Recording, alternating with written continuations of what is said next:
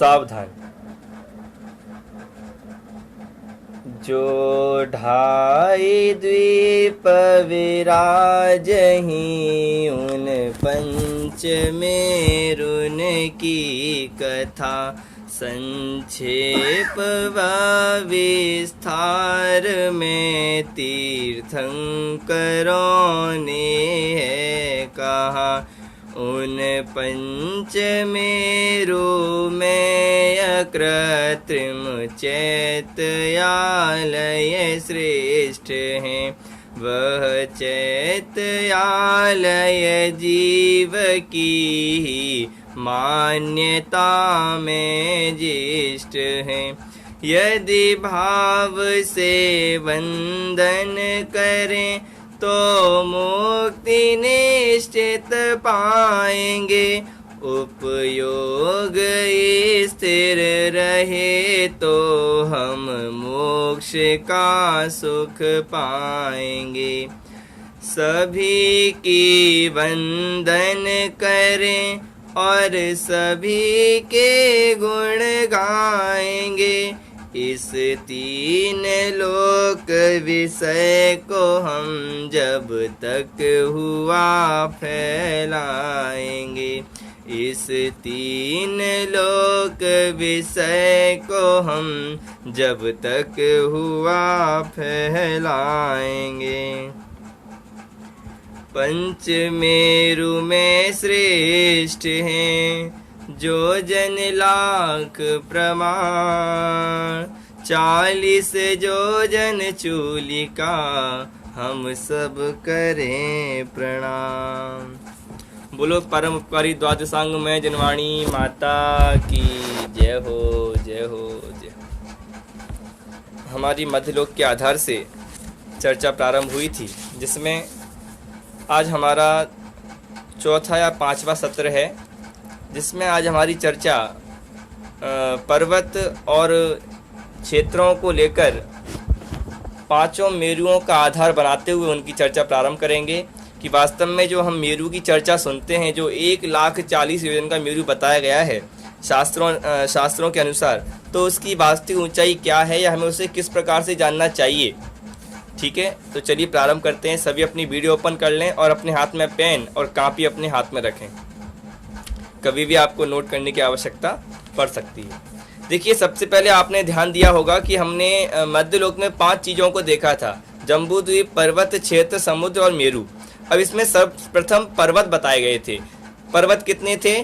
6 पर्वत थे। हिमवन, महाहिमवन, निषद, नील, रुक्मी और शिखरी, ये 6 पर्वत बताए गए हैं। इन 6 पर्वतों की हमें ऊंचाई देखनी है, शिखर देखने हैं, नींव देखनी है, इनका कलर देखना है और इनका विस्तार देखना है। ठीक है, इतना देखने के बाद फिर हम 5 मेरुओं के बारे में चर्चा प्रारंभ करेंगे। तो आप लोग नोट करते जाइएगा, मैं यहाँ से बोलता जाता हूँ और समझाता जाऊँगा। ठीक है, देखिए, सबसे पहले हिमवन पर्वत। हिमवन पर्वत पर शिखर होते हैं 11। कितने शिखर होते हैं? शिखर माने चोटी। हिमवन पर्वत पर 11 शिखर होते हैं और उसकी ऊंचाई 100 योजन उसकी ऊंचाई होती है। अनमोल जी, 100 योजन उसकी ऊंचाई होती है। मैंने आपको नंबर आपके नंबर बताना भूल गया, मेरे दिमाग से निकल गया। 36.5 नंबर अनमोल जी ने प्राप्त किए थे। ठीक है, मेरे दिमाग से निकल गया था। 36.5 नंबर, बहुत सुंदर नंबर प्राप्त किए थे।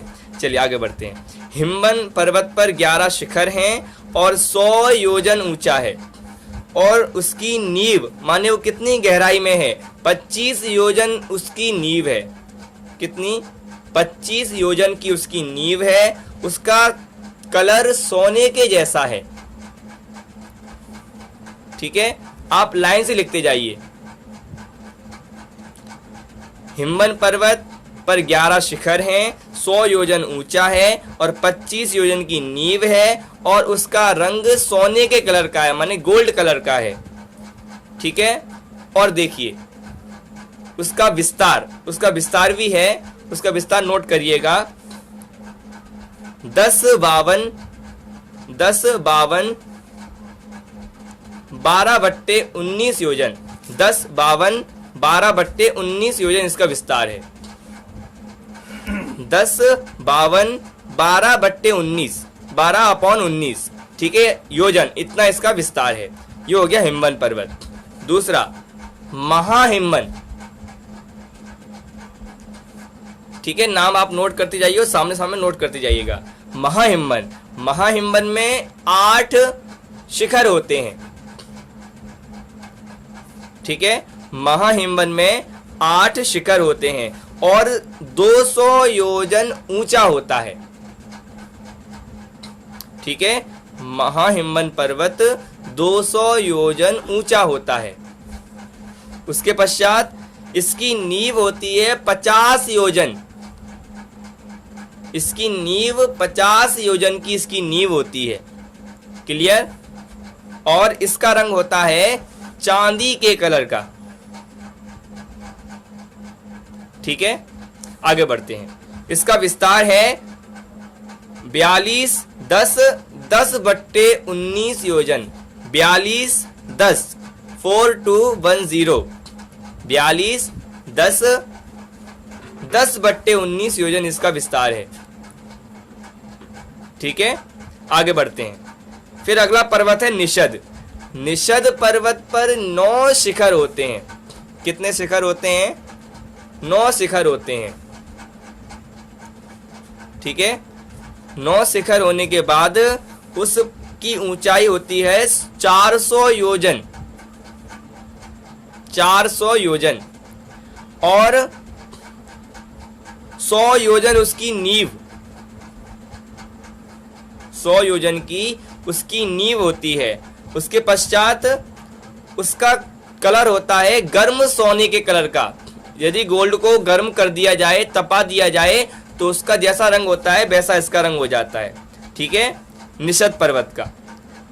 और इसकी मतलब इसका विस्तार 16,842 16,842 2/19 योजन। ठीक है, 16,842 2/19 योजन इसका विस्तार है।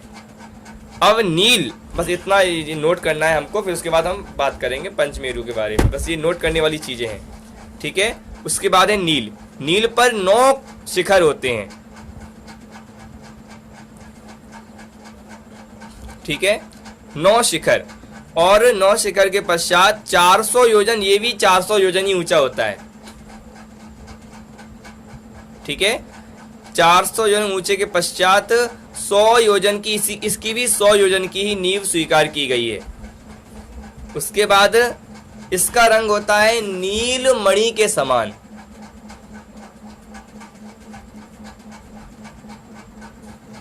नील मणि के समान इसका कलर होता है। उसके पश्चात वो भी दोनों समान जानना चाहिए। 16,842 2/19 योजन ये भी है और नील और निषद दोनों बराबर माने जाएंगे। ठीक है, दोनों के विस्तार एक ही हैं। 16,842 2/19। इसके बाद है रुक्मी। ठीक है, इसके बाद रुक्मी। रुक्मी पर 8 शिखर होते हैं। 8। ठीक है, रुक्मी पर 8 शिखर होते हैं और ये 200 योजन ऊंचा होता है। रुक्मी पर्वत 200 योजन ऊंचा होता है। इसके पश्चात 80 योजन इसकी नींव होती है। 80 योजन की। इसका रंग होता है चांदी के कलर का। ठीक है, पहले चांदी का महाहिमवन भी था चांदी कलर का, और ये रुक्मी पर्वत भी चांदी कलर का ही रहता है। ठीक है, इसके बाद इसका विस्तार है 4,210 4,210 10/19 योजन। 4,000 माने 4210 माने 4,210 10/19 10/19 योजन इसका विस्तार है। और अंतिम अब शिखरी पर्वत है, उसका विस्तार देख लें संपूर्ण। देखिए, उस पर 11 शिखर होते हैं। शिखरी पर्वत पर 11 शिखर होते हैं। उसके पश्चात इसकी ऊंचाई होती है 100 योजन इसकी ऊंचाई होती है। 100 योजन ऊंचाई के पश्चात 25 योजन की इसकी नींव है। 25 योजन की इसकी नींव है और इसका रंग होता है सोने के कलर का, ठीक है, जो कि पहले हिम्बन भी गोल्ड कलर का था और ये अंतिम शिखरी भी सोने के कलर का है, ठीक है। इसका विस्तार है 1052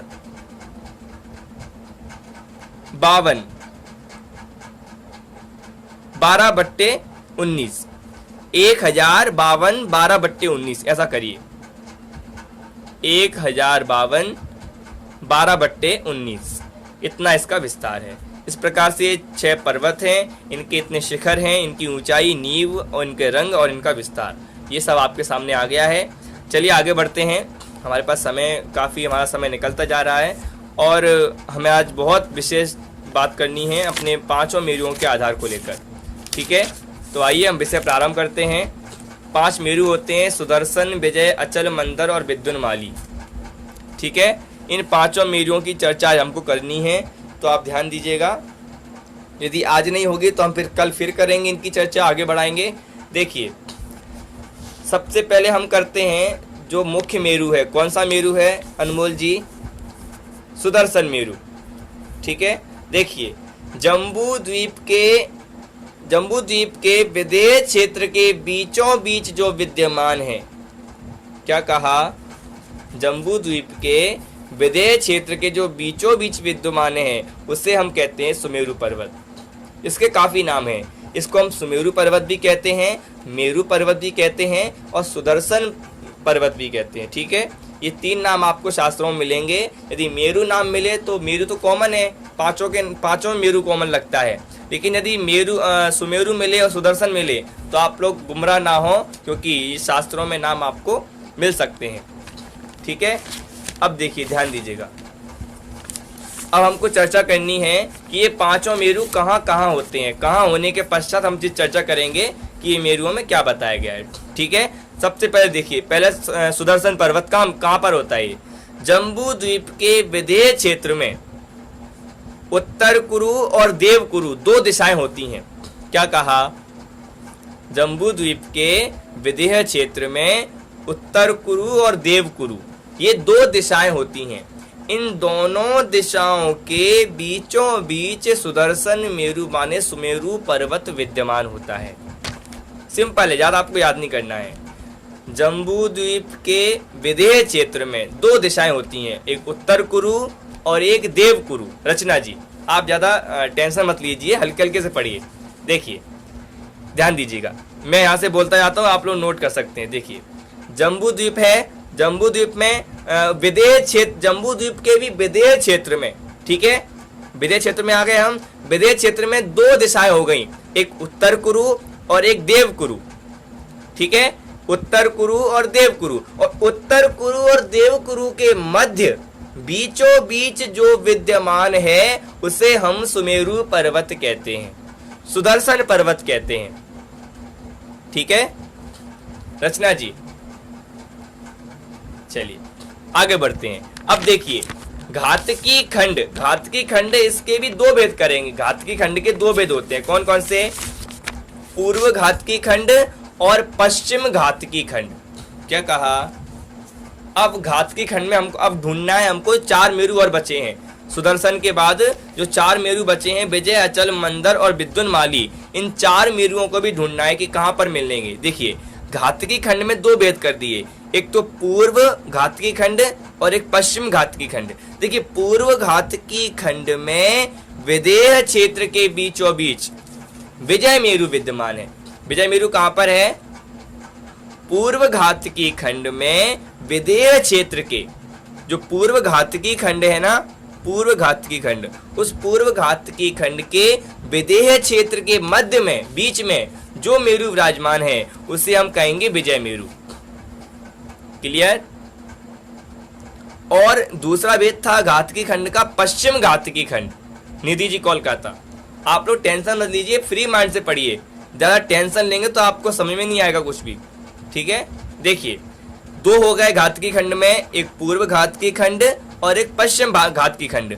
पूर्व घातकी खंड में क्या बता दिया कि विजय मेरु विद्यमान है। अब जो पश्चिम घातकी खंड के विदेह क्षेत्र में कौन सा मेरु विद्यमान है? अचल मेरु विद्यमान है। मोना जी, आप नोट नहीं कर रही हैं? हाँ ठीक है। अच्छा, आप रिकॉर्डिंग में नोट करेंगी क्या? क्या बात है। ऐसा ही मत करिए आप लोग, रिकॉर्डिंग तो आने वाली है, फिर भी अभी अपने आप नोट करेंगे तो काफ़ी अच्छा रहेगा। वर्तमान में लाइव ऐसा करिएगा, अभी नोट कर लीजिए और बाद में सुन लीजिएगा, ऐसा कर सकती हैं आप। बाद में आपको लिखने में मज़ा नहीं आएगा, जब अभी सबके साथ लिखेंगी तो आपको आनंद आएगा। ठीक है, ध्यान दीजिए। पूर्व घातकी खंड के विधेय क्षेत्र में बीचों बीच विजय मेरु विद्यमान है और पश्चिम घातकी खंड के विधेय क्षेत्र में कौन सा मेरु विद्यमान है? अचल मेरु विद्यमान है। ठीक है, कितने मेरु मिल गए? 3 मेरु मिल गए हमको, सुदर्शन मेरु और विजय मेरु, उसके पश्चात अचल मेरु। अब देखिए, फिर पुष्करवर द्वीप में उसके भी 2 भेद कर दिए, पूर्व पुष्करवर द्वीप और पश्चिम पुष्करवर द्वीप। ठीक है, देखिए पूर्व में तो मंदर मेरु विद्यमान होता है, पूर्व पश्चिम जो पूर्व पुष्करार्ध है उसमें तो मंदर मेरु होता है, और पश्चिम पुष्करार्ध द्वीप है उसमें अंतिम जो मेरु बताया गया है विद्युन्माली, ये मेरु विद्यमान होता है। क्लियर? अब यदि आप लोगों को फिर से सुनना हो, रिपीटेशन सुनना हो, तो आप लोग रिकॉर्डिंग में सुन सकते हैं, लेकिन इसका मैं फिर से करता हूं, आप लोगों को कम ख्याल में आया है। देखिए, पुष्करवर द्वीप के भी 2 भेद किए, पूर्व पुष्करवर द्वीप और पश्चिम पुष्करवर द्वीप। ठीक है, पूर्व पुष्करवर द्वीप में विद्यमान है मंदर मेरु और पश्चिम पुष्करवर द्वीप में विद्यमान है विद्युन्माली मेरु। ठीक है, इतनी चर्चा हमारी यहाँ पर हो गई। हमको ये पता चल गया कि मेरु कहाँ कहाँ पर स्थित हैं। जब तक हमको इतनी चर्चा नहीं पता होगी कि मेरु कहाँ कहाँ पर हैं, तो हम उनकी चर्चाओं को नहीं समझ सकते। ठीक है, तो इसलिए हमने यहाँ देखा कि 5 मेरु कहाँ कहाँ कौन से मध्यलोक में किस किस स्थान पर विद्यमान है, क्योंकि हम सुनते हैं कि 5 मेरु मध्यलोक में हैं, लेकिन कहाँ पर है इसकी जानकारी हमको होना चाहिए। तो ये 5 मेरु की हमने जगह देख ली, स्थान देख लिए, हमने इनको ढूंढ लिया। अब हम क्रमशः 5 मेरु की चर्चा करेंगे। सबसे पहले हम पकड़ते हैं सुमेरु पर्वत को। ठीक है, जिसको शास्त्रों में भी मुख्य माना गया है, सभी ने उसको मुख्य माना है। ठीक है, जैसा कि दोहा भी मैंने लिखा है, मुझे अपना ही दोहा देखना पड़ता है, मुझे ध्यान नहीं रहता। पंच मेरु में श्रेष्ठ है जोजन लाख प्रमाण, माने 5 मेरु में सबसे श्रेष्ठ है जोजन लाख प्रमाण, और 40 जोजन चूलिका हम सब करें प्रणाम। और हम ही उस 5 मेरुओं में से सबसे प्रथम मेरु जो सुदर्शन मेरु है, जिसको हम प्रणाम करते हैं। तो आइए हम उसकी बात प्रारंभ करते हैं। देखिए, उसके हमने कई नाम देखे थे, सुदर्शन मेरु, सुमेरु पर्वत और मेरु। इस प्रकार से हम उसके नाम ले लेकर कह सकते हैं। देखिए, सबसे उसकी एक पहचान और है। क्या पहचान है? इसे तीर्थंकरों का जन्माभिषेक का आसन भी कहा जाता है। मेरुओं को तीर्थंकर का जन्माभिषेक का आसन भी कहते हैं। क्यों कहते हैं? क्योंकि अलग अलग क्षेत्र के तीर्थंकर इन मेरुओं पर उनका जन्माभिषेक होता है, इसलिए इसको उन तीर्थंकरों के जन्म के अभिषेक का आसन भी कहा जाता है। क्लियर? कविता जी आगे देखिए। सबसे बड़ी बात देखिए, नाभि, एक नाभि की चर्चा होती है। देखिए, जम्बू द्वीप की यदि नाभि पकड़ी जाए, जम्बू द्वीप की जो सुमेरु पर्वत है उसे जम्बू द्वीप की नाभि बोला जाता है। जैसे मनुष्य की जो तुड़ी होती है उसे आपके अलग भाषा में बोलते होंगे, सभी के अलग अलग बोलते होंगे, किसी का टुंडी कहते हैं, किसी का तुड़ी बोलते हैं, और लेकिन शास्त्रों की भाषा में उसे नाभि कहा जाता है। तो वही नाभि, जम्बू द्वीप की यदि नाभि देखी जाए तो सुमेरु पर्वत जम्बू द्वीप की नाभि है। ठीक है, जो नाभि किसे कहते हैं? जो बीच में हो, अग्रसर माने बिल्कुल बिंदु सा हो, उसे ही हम नाभि कहते हैं। तो वास्तव में जम्बू द्वीप को यदि खगोला जाए तो सबसे पहले जो बीचों बीच में मिलता है वो सुदर्शन पर्वत मिलता है, उसी को जम्बू द्वीप की नाभि भी कहते हैं। ठीक है, विषय ज्यादा कठिन नहीं है, मुझे ऐसी आशा है आप लोगों को समझ में आ रहा होगा। विषय कठिन नहीं है। दर्शी बेटा समझ में आ रहा है कि मात्र लिखती जा रही हो? हाँ, तो हाथ हटा लो, पहले सीधे हो जाओ बिल्कुल। मैं कभी ऐसे बैठता हूँ आप लोगों के सामने? पहले बिल्कुल स्ट्रेट सभी की। आप लोग जो पंडित जी बोलते हैं कि सीधे हो जाओ, तो आप लोग सोचते हैं आपसे तो कह ही नहीं रहे, आप लोग ये सोचते हैं। लेकिन मैं क्या सोचता हूँ, मुझसे कह रहे हैं इसलिए मैं सीधा हो जाता हूँ, और आप लोग ऐसे के ऐसे ही रहते हैं। तो अब मेरी कक्षा चल रही है, तो आप सावधान हो जाएंगे तो अच्छा लगेगा। बिल्कुल किसी की पीठ टेढ़ी नहीं होनी चाहिए, सभी स्थिर हो जाइए, ठीक है। और किसी का हाथ इस पर ऐसा नहीं होना चाहिए, नहीं आप लोग ऐसे बैठेंगे तो मुझे नींद आने लगेगी। चलिए प्रारंभ करते हैं, ठीक है। ये कहलाता है सुमेरु पर्वत। आइए हम इस सुमेरु पर्वत की चर्चा करते हैं। देखिए हमको सुमेरु पर्वत बनाना है, ठीक है। आप ध्यान दीजिएगा सुमेरु पर्वत कैसे बनता है। अब मैं यहां से बताता जाऊंगा, आप लोग अपने यहां बनाते जाइएगा। देखिए सबसे पहले नीचे हमको एक गोला करना है। गोला करिए, पहले एक बड़ा सा गोला करिए, पेज पर एक छोटा सा गोला करिए, नीचे एक गोला करिए, नीचे गोला करिए। हाँ, उस गोले के बाद उस गोले के ऊपर डिब्बा बनाइए। जैसे झंडे में लगा होता है डिब्बा, आपने देखा होगा, वैसा उस पर गोले के बीचों बीच से बनाकर डिब्बा बनाइए, ठीक है। एक डिब्बा, उसके ऊपर फिर एक डिब्बा और बनाइए। चलिए मैं वाइट स्क्रीन पर बताता हूँ, ठीक है। चलिए मैं वाइट स्क्रीन पर बताता हूँ, ध्यान से सुनिएगा, ठीक है। आप देखते रहिएगा मैं क्या लिख रहा हूँ। देखिए सुनिए, सभी ध्यान दीजिएगा। देखिए ये तो हो गया 2 मिनट, ये तो हो गया सुमेरु पर्वत का भूमितल, ठीक है। अब देखिए यहां से हमको सुमेरु पर्वत बनाना है। सबसे पहले हमने ये तैयार किया, ठीक है। हम अभी मात्र सुमेरु पर्वत बना रहे हैं, उसके बाद फिर हम बताएंगे क्या कहां पर होता है, ठीक है। फिर हमने ये बनाया, ठीक। उसके पश्चात हमने ये बनाया,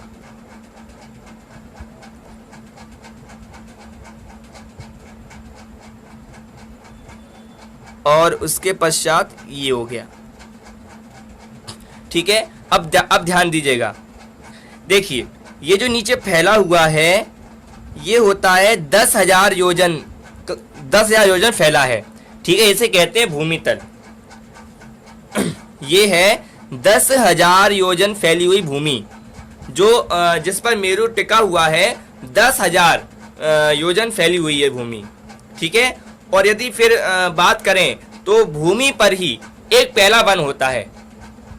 वन की चर्चा करने से पहले मैं आप लोगों को पूरी बात बता दूं कि ये पूरा मेरु यहां से यहां तक, इसके नीचे 1,000 योजन की नींव होती है, ठीक है। नींव बनाइएगा नीचे, इसके नीचे 1,000 योजन की नींव होती है।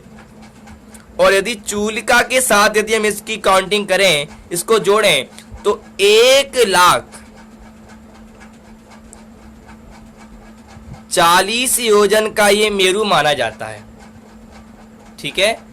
1,40,000 योजन का ये पूरा सुमेरु पर्वत स्वीकार किया जाता है।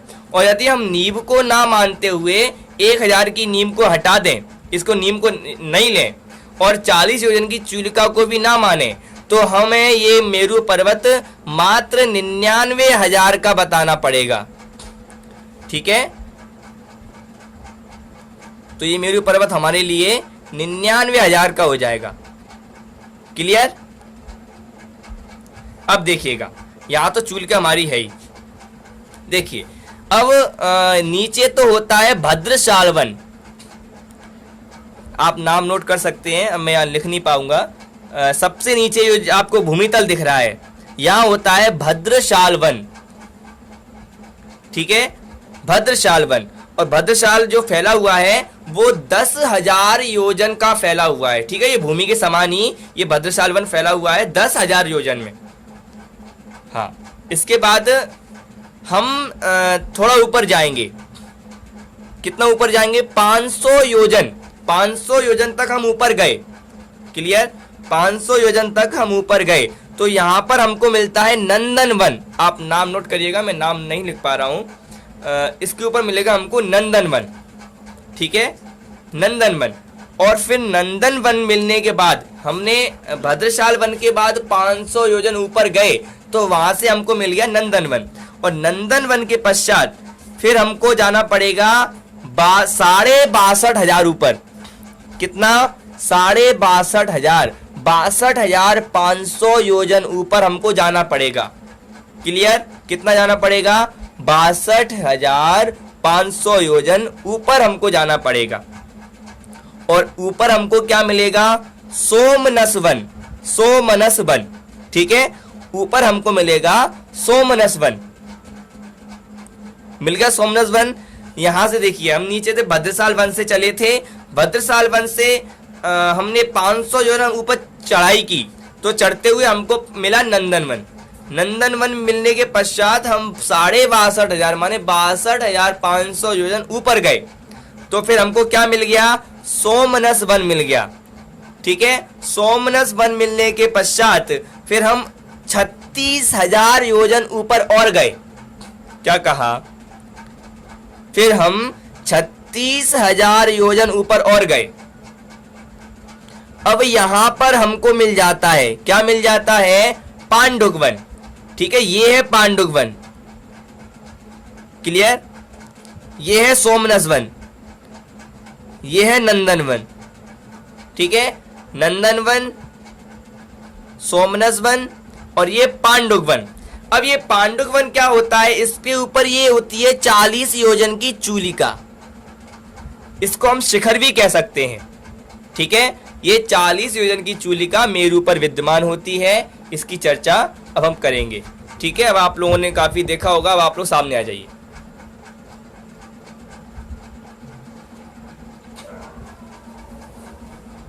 क्लियर हुआ कुछ?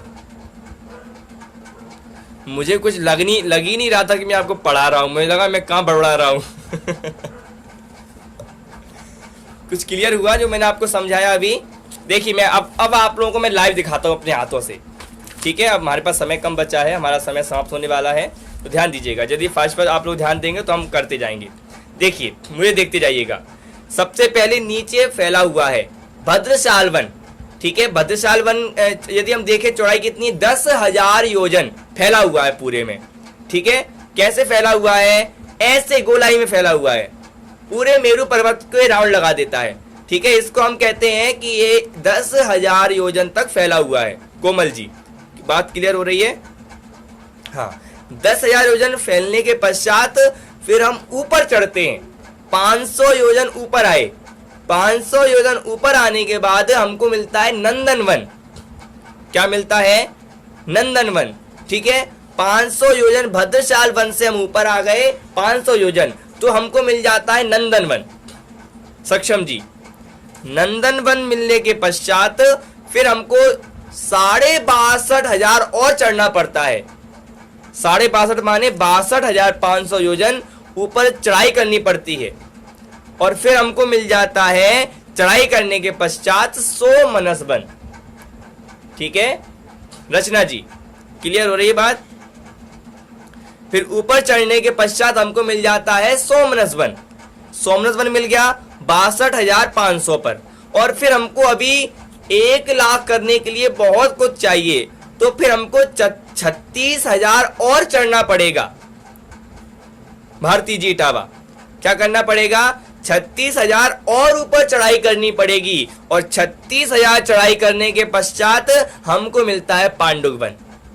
भारती जी दमोह, ठीक है। उषा जी, बात ख्याल में आ रही है? उषा जी,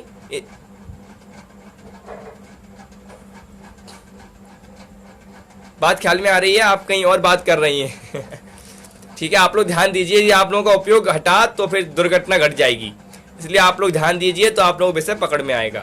रजनी जी, बात ख्याल में आ रही है? क्या चल रहा है ये तो पता होगा क्या चल रहा है? कुछ मेरू बेरू चल रहा है, लेकिन क्या चल रहा है पता नहीं चल रहा है। मुझे ऐसी आशा है आप लोगों को विषय ख्याल में आ रहा होगा। ठीक है, इतना विषय है। हमको देखिए, हम पांडुक वन तक पहुंच गए हैं। 36,000 ऊपर जाकर पांडुक वन मिलेगा, और पांडुक वन के बाद 40 योजन की चूलिका है। देखिए, नीचे से यदि हम 500 जोड़ें, 500 के बाद 62,500 जोड़ें और 36 जोड़ें, तो ये टोटल कितने हो जाते हैं? 99,000 हो